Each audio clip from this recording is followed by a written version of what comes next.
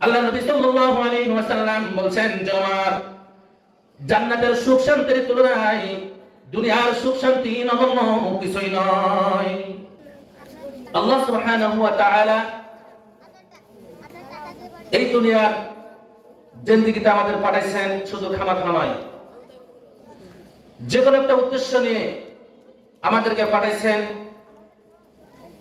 সেই উদ্দেশ্যটা হইতেছে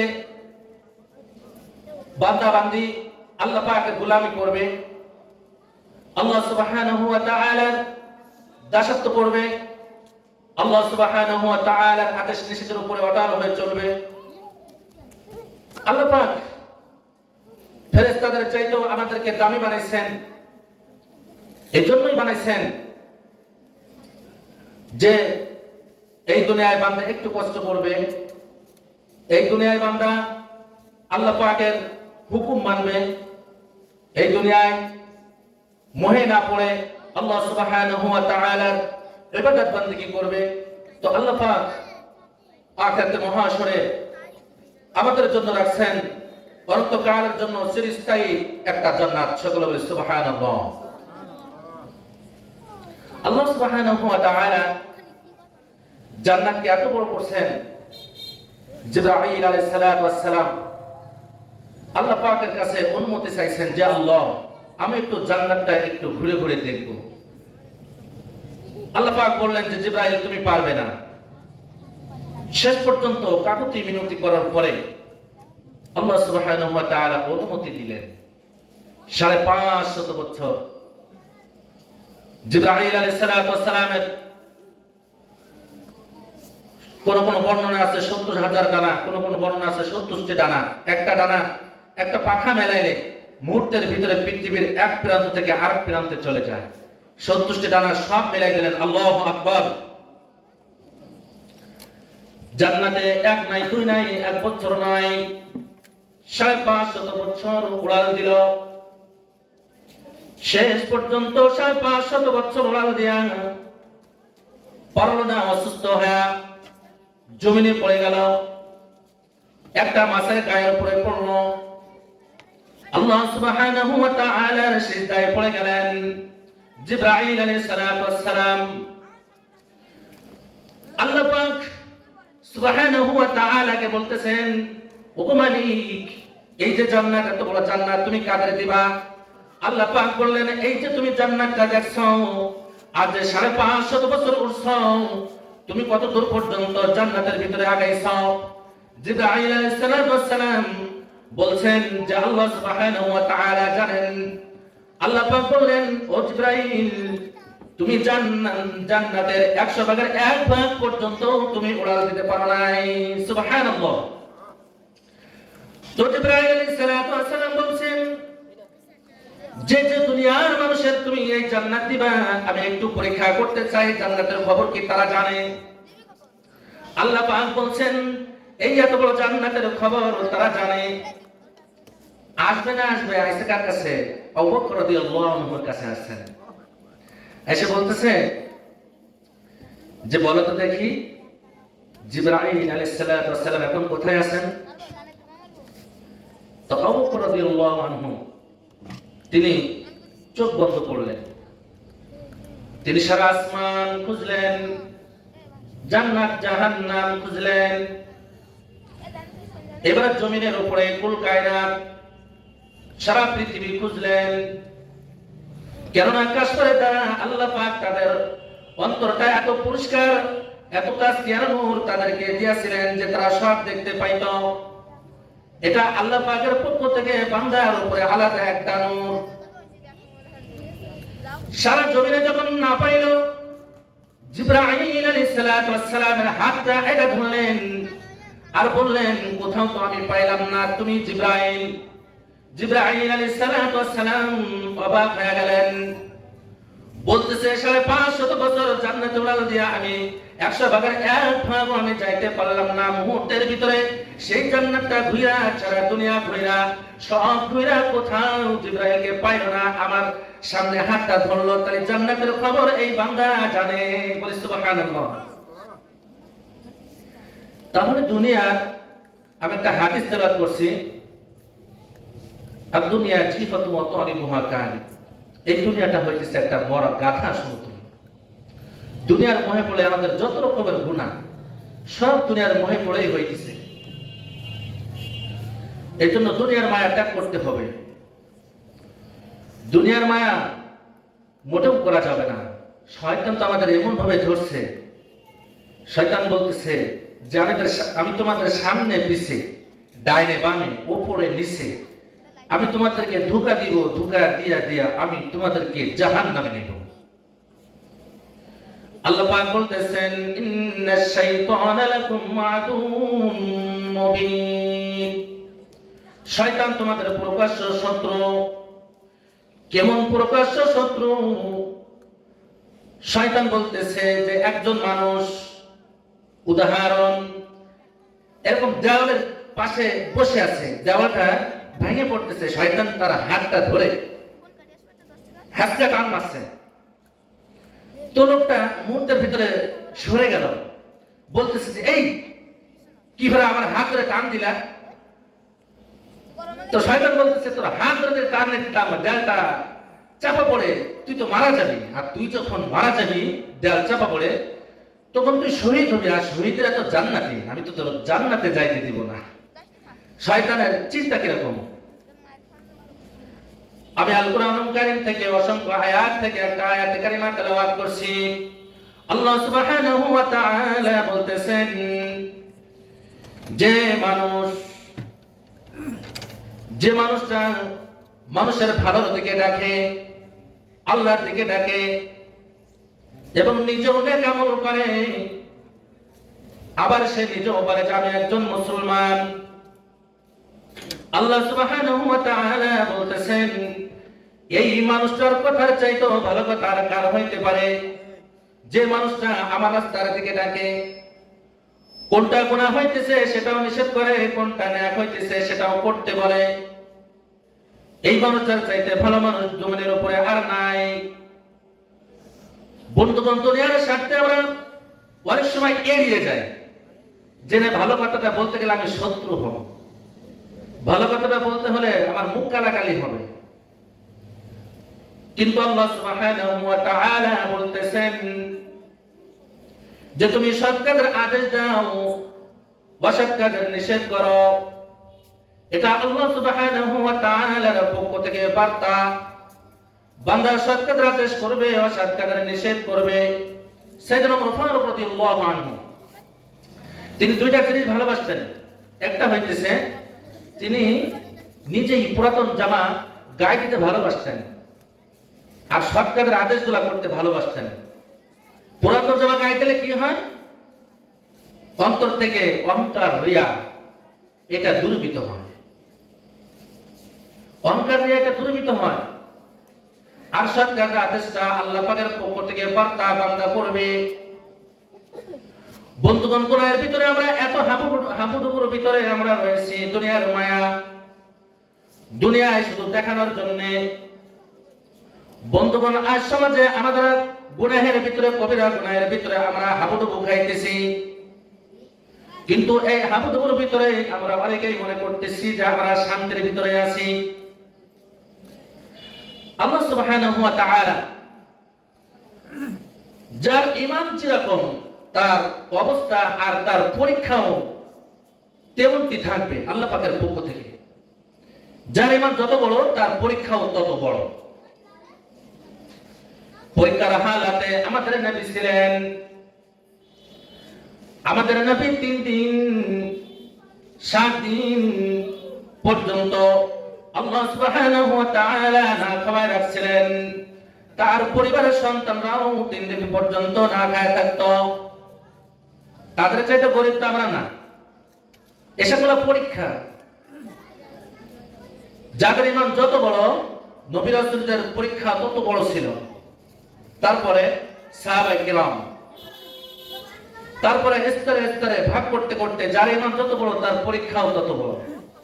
বন্ধু, এই দুনিয়ায় আমরা শুধু দেই, আমাদের বিভিন্ন রকমের আমরা বাহানা করি, আমরা এত গরিব, আমরা আমাদের কাজ করতে হয়, আমরা মসজিদে যাওয়ার সময় পাই না। কি সংজ্ঞা? বিশাল শরীর অসুস্থ। তা কি অসুস্থ? তো পায়ে বাতাস আসছে, ঘন ঘন পায়ে বাতাস আসছে, গ্যাস আছে গ্যাস। আবার ছোট আছে, কি অসুস্থ? মাথায় ব্যথা।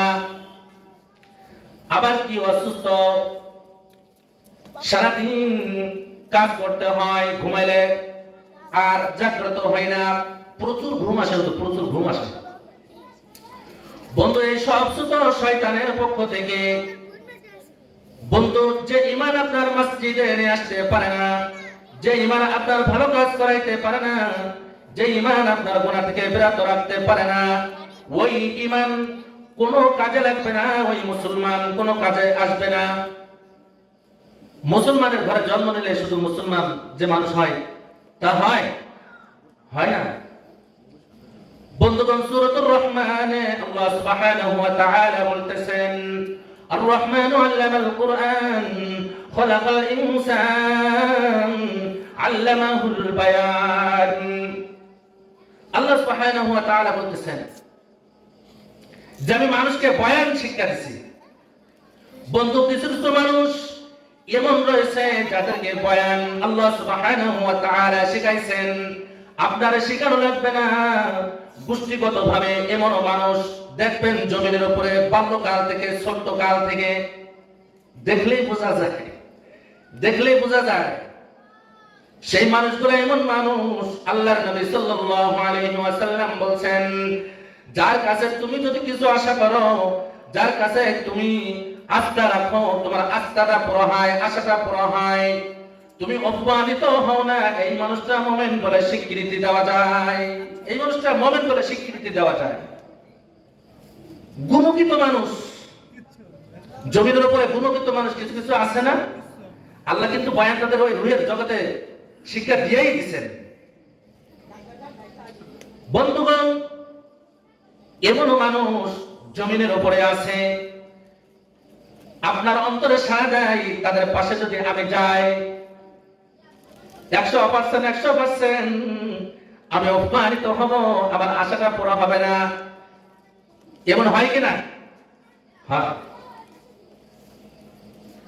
যাই হোক বন্ধুগণ, এই দুনিয়ার মোহে না পড়ে আল্লাহ সুবহানাহু ওয়া তাআলার রাস্তায় এমন ভাবে চলতে হবে যে এই দুনিয়ার থেকে বিদায় নেওয়ার পরে যেন আমরা আযাবে গ্রেফতার না হয়ে যায়।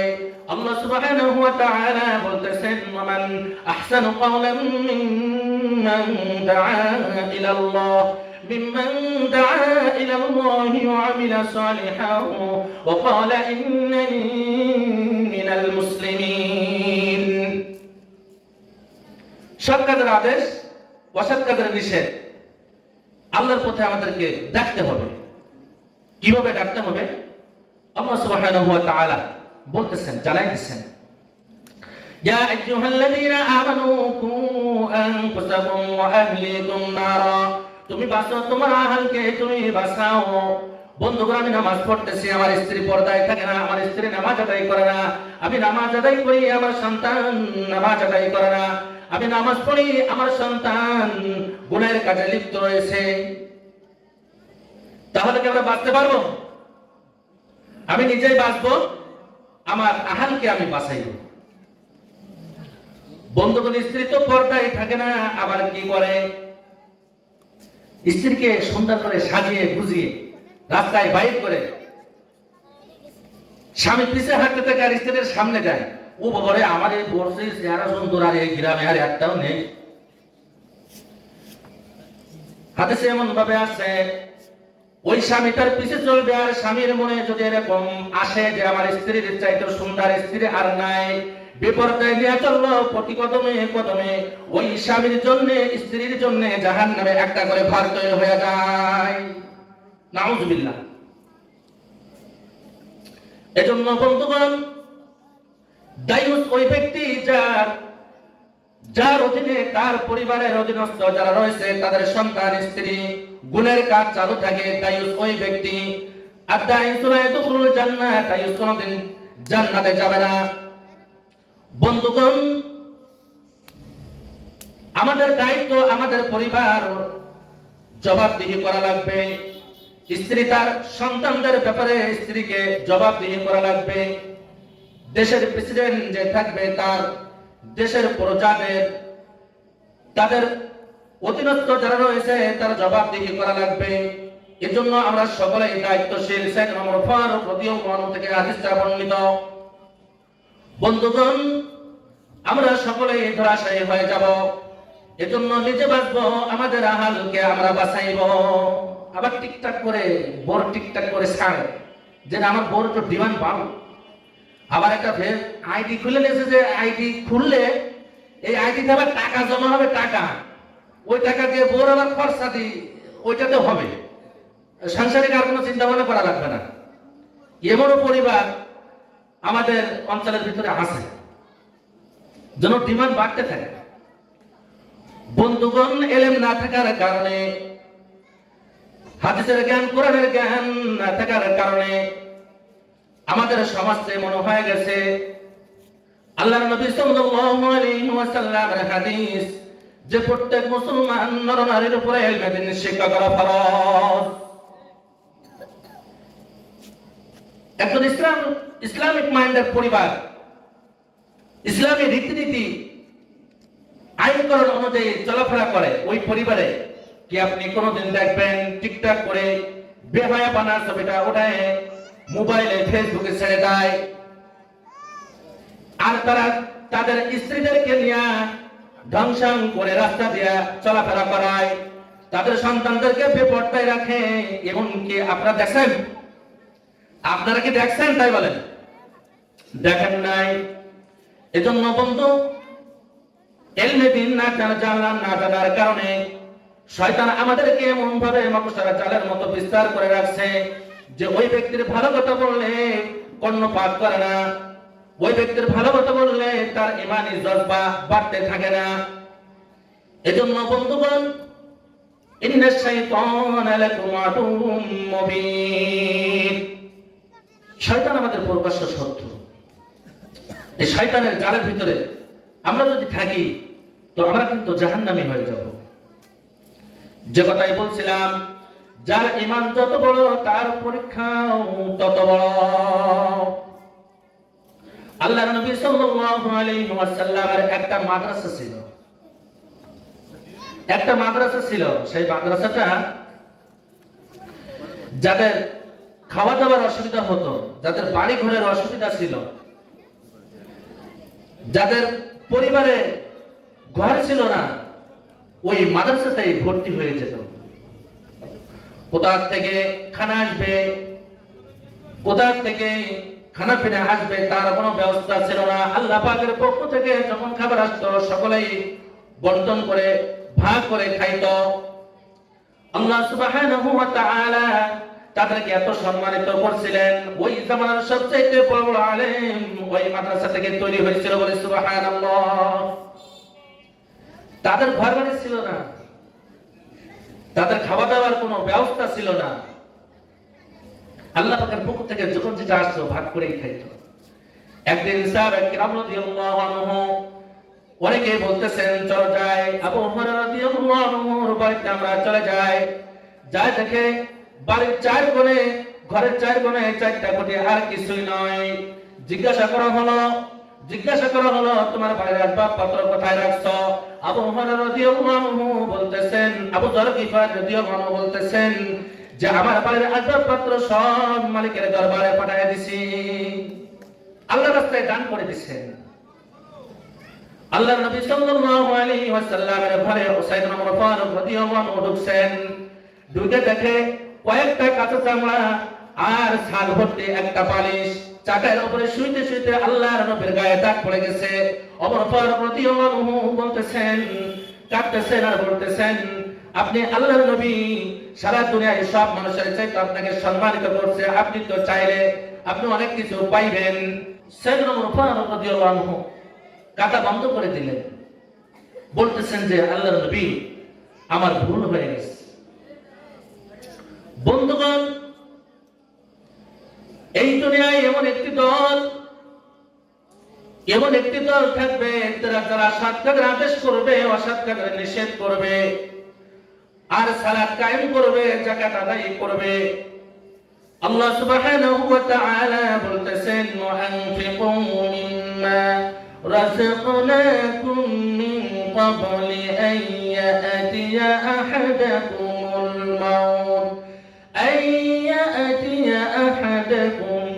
মাউত ফায়াকুলা রাব্বি লাউলা আখখারতানি ইলা আজালিন করিব।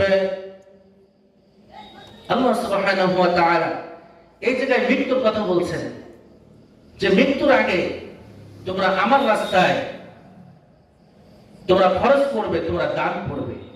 আমাদের সবচেয়ে মায়ার জিনিস কিন্তু টাকা। লান তানালুল বিররা হাত্তা তুনফিকু মিম্মা তুহিব্বুন।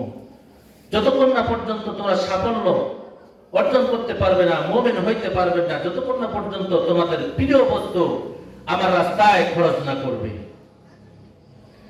আমাদের মায়ের জিনিস আমরা ভাবি আমরা কষ্ট করে কামাই করছি, রাত দিন খাটাখাটনি করে অর্থ কামাই করছি, এই টাকা হুজুর চাইলেই দিয়ে দিব। কিন্তু বন্ধু, এর বিনিময়ে আল্লাহ সুবহানাহু ওয়া তাআলা রাখছেন জান্নাত। ইন্নাল্লাহা আশতারা মিনাল মুমিনিনা আনফুসাহুম ওয়া আমওয়ালাহুম বিআন্না লাহুমুল জান্নাহ। মুমিনদের জানমাল খরচ করে নিয়েছেন আল্লাহ সুবহানাহু ওয়া তাআলা জান্নাতের বিনিময়ে। বন্ধু, আমার অর্থ, আপনার আমার অর্থ দিন কায়েমের রাস্তায়, দিন কায়েম প্রতিষ্ঠায় খরচ হবে। আপনার আমার অর্থ দিনের রাস্তায় খরচ হবে। আপনার আমার অর্থ মাদ্রাসাতে খরচ হবে, মসজিদে খরচ হবে।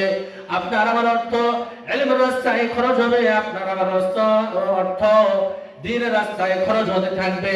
এটাতে আল্লাহ সুবহানাহু ওয়া তাআলা আপনার হায়াত বৃদ্ধি করে দিবেন, জান মাল ইজ্জতের উপরে বরকত দিবেন, বালা মুসিবত দূর করে দিবেন। সবে আমরা সুবহানাহু ওয়া তাআলার বরকত, রহমত, আল্লাহ সুবহানাহু ওয়া তাআলা এই জমিনের উপরে কিছু গুণকৃত মানুষ তৈরি করে রাখছেন, যাদের দ্বারা ভালো কাজ হইতে থাকে, যাদের দ্বারা খারাপ কাজ হয় না। এমনটি আমাদের পায় মহল্লায়, গ্রামে আমরা দেখি না? আমরা দেখি। এরা হইতেছে গুণকৃত মানুষ। গুণকৃত কিছু মানুষ আল্লাহ সুবহানাহু ওয়া তাআলা রাখছেন, যাদের দ্বারা এই জমিনের উপরে দিন কায়েম প্রতিষ্ঠা হবে, রাষ্ট্র ইসলামী রাষ্ট্র হবে। রাষ্ট্র হওয়ার পরে আল্লাহ সুবহানাহু ওয়া তাআলা তাদের চারটা কাজ দিবেন। আল্লাযীনা ইম্মাক্কানাহুম ফিল আরদি আকামুস সালাহ ওয়া আতাউজ যাকাহ ওয়া আমারু বিল মা'রুফ ওয়া নাহাউ আনিল মুনকার। এই গুণকৃত মানুষ যারা ইসলামী রাষ্ট্রের যারা প্রধান হবে, যারা নিয়ন্ত্রণ করবে, তারা চারটা কাজ করবে। তারা প্রথমে সালাত কায়েম করবে, যাকাত আদায় করবে, সৎ কাজের আদেশ করবে, অসৎ কাজের নিষেধ করবে। আল্লাহ সুবহানাহু ওয়া তাআলা তাদের দ্বারা এই জমিনটা সুন্দর করে দিবেন। বন্ধু, যখন পার্লামেন্ট থেকে এই আইন চালু হবে, এই আইন জারি হয়ে যাবে, তখন সারা দেশের মানুষ কি মানতে বাধ্য নাকি? মানতে তখন বাধ্য। এজন্য সব মুসলমান, সব মুমিন একাকার হয়ে যাবে। আল্লাহ সুবহানাহু ওয়া তাআলা বলতেছেন, ওয়াতাসিমু বিহাবলিল্লাহি জামিআন ওয়া লা তাফাররাকু। তোমরা সংঘবদ্ধ হও, তোমরা একতাবদ্ধ হও, তোমরা এক হয়ে যাও, তাহলে বাতিল পক্ষ, বাতিল শক্তি তোমাদের মাথার উপরে চেপে বসতে পারবে না। পারবে? পারবে না। এজন্য যখন ইসলামী দলগুলা যখন এক হতে যাবে, তখন শয়তান বিভেদ সৃষ্টি করতে থাকে। শয়তান বিভেদ সৃষ্টি করতে থাকে আর বলতে থাকে যে আমি অমুক জায়গার সবচেয়ে বড় হুজুর, আমি ওদের সাথে মিশবো, আমি ওদের সাথে মিশবো। সব ইসলামী দলের ফাটল আজ পর্যন্ত আমরা অনেক সময় দেখছি, শুনছি। কিন্তু আল্লাহর জমিন এই বাংলার জমিনে একটা দল এমন রয়েছে যাদের ফাটল আজ 60-65 বছরের ভিতরে এখনো পর্যন্ত ফাটল ধরে নাই। একতাবদ্ধ, সংঘবদ্ধ আল্লাহ সুবহানাহু ওয়া তাআলা রাখছেন। আল্লাহ সুবহানাহু ওয়া তাআলা কাছে এমন আমরা দোয়া করব যে আল্লাহ, এই বাংলার জমিনে তুমি ইসলামী রাষ্ট্র, ইসলামী হুকুমত, ইসলামী খেলাফত, কোরআনের আইন আল্লাহ সুবহানাহু ওয়া তাআলা যেন আমাদেরকে দেখাই নিয়ে যান। আল্লাহ সুবহানাহু ওয়া তাআলার কাছে দোয়া করি যেন আল্লাহ পাক কবুল করেন। সকলে বলে আমিন।